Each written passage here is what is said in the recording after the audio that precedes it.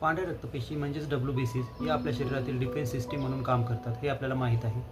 पण जर एखादी जखम झाली किंवा इन्फेक्शन झाले तर या रक्तपेशी त्या जागी पोचतात कशा, ही इंटरेस्टिंग गोष्ट आज आपण बघणार आहोत. नॉर्मली पांढऱ्या रक्तपेशी या लाल रक्तपेशींसोबत रक्तवाहिन्यांच्या सेंटरला वाहत असतात आणि त्यांच्या बाजूला प्लाझ्मा असतो.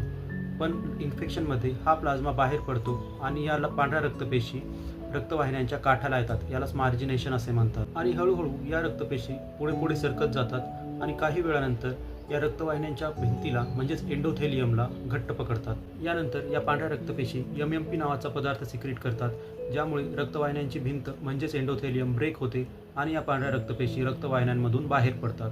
रक्तवाहिन्यांमधून बाहेर पडल्यानंतर जिथे जंतू आहेत या ठिकाणी पोहोचण्यासाठी त्या सिग्नल फॉलो करतात आणि त्यानंतर त्या जंतूंना गिळून टाकतात आणि डिस्ट्रॉय करतात. म्हणून त्या ठिकाणी आलेला लालसरपणा किंवा सूज ही आपले शरीर त्या जंतूंशी लढत असल्याची सायन्स आहे आणि ही एक आपल्या शरीराची प्रोटेक्शन रिॲक्शन आहे. वैद्यकीय माहिती सोप्या भाषेत समजून घेण्यासाठी या चॅनलला सबस्क्राईब करा.